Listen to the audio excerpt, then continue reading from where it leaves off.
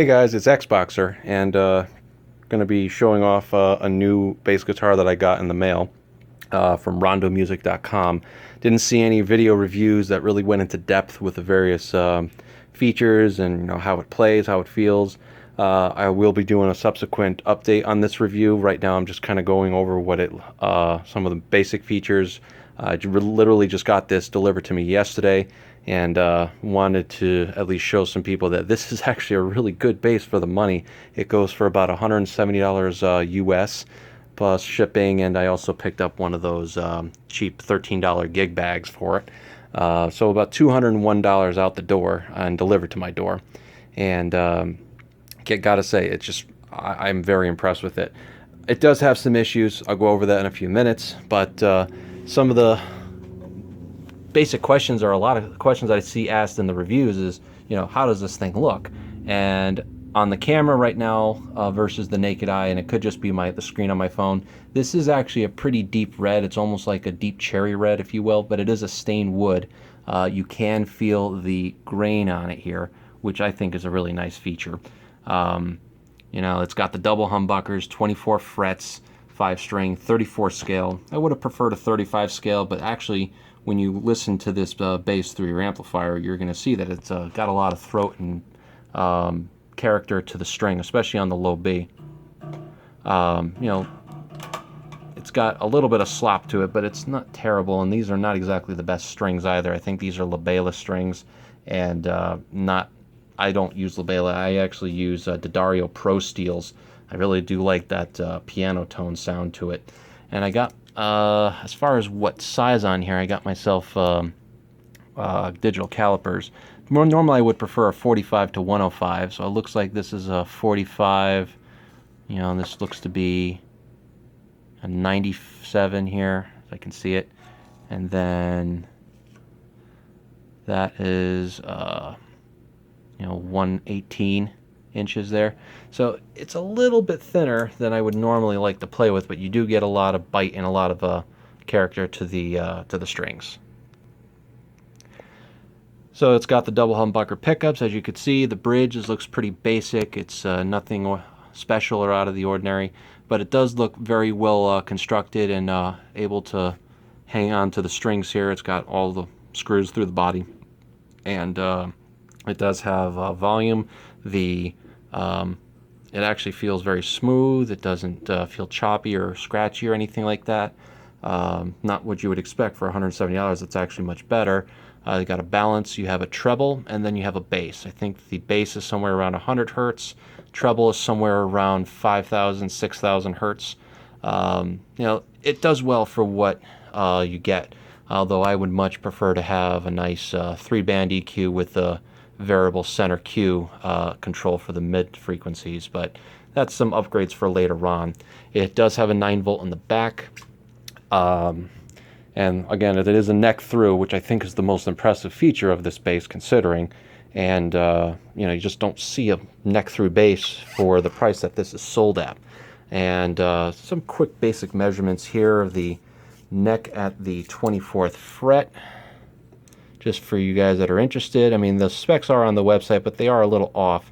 You're about 2.91 inches at the 24th fret. Over here at the 12th fret, you're at around 2.5 inches. And finally, over at the nut here, you're about 1 3/4 inches at the where the nut is. And yeah, and as far as the profile of the neck, I don't know how well you're going to be able to see this, but if you consider, hold on, let me see if I can figure out if I can get a better picture of what the thickness is here. Okay, not exactly the easiest way to do it with the strings, but I'm about 0.91 inches from the thickness up here. So again, the profile is not a big, it's a good C profile. I wouldn't say that it's a D profile. It's very comfortable for my hands, and I do have fairly long fingers here, but to be able to play bass. But again, very comfortable to play, 24 frets, and yeah, so I'm actually liking this bass. Now here are the issues, is what I would normally expect from a bass or any guitar at this price range, and it is made in China. is that the fret job is horrible, to say the least, and that's where I'm actually going to have to go and repair it. And to give you an idea of what's going on here, here's a bottle opener, but it does have a straight edge. If you look very closely, you have this is what the normal luthiers will use. You could see the frets, like this.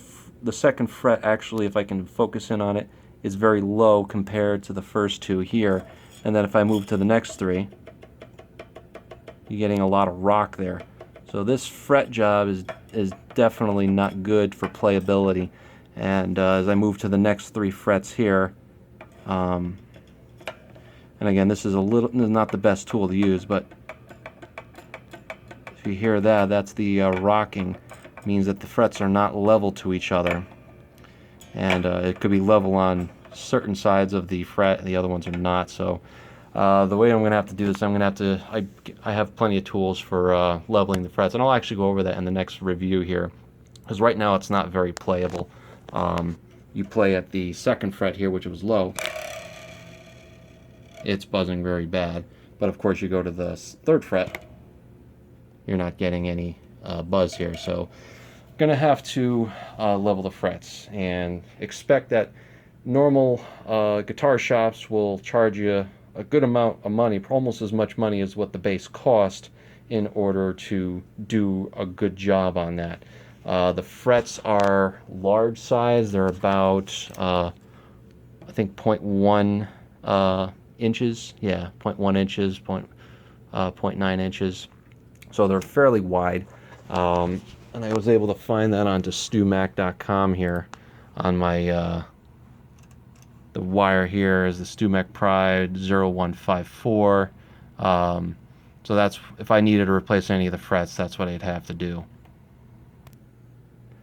So that's about all I can say for right now. This is going to be a to be continued. This will be a two-part series, and I will be sure to actually play a few direct box into my recorder samples here. You know, forgive the bass playing if I'm really just wanting for everyone to hear the sound of this bass, and by merit alone, you should be picking up this bass for what it's sold at. Yeah, the frets may not be in the best shape when you first get it, but if you're able to level the frets or do spot leveling if it's a fret or two that's too high, then you should be able to get that corrected fairly easy. So in closing, I'll do some direct tracks on the second half of this two-part series, and I'll quickly go over, since it is cumbersome to video, is I'll show you the straight edge levels and all the various files that I'll use to clean up the frets and level them out, and hopefully by then you'll hear on the direct tracks the final fret leveling job that I did, and really get a good idea of what this bass sounds like.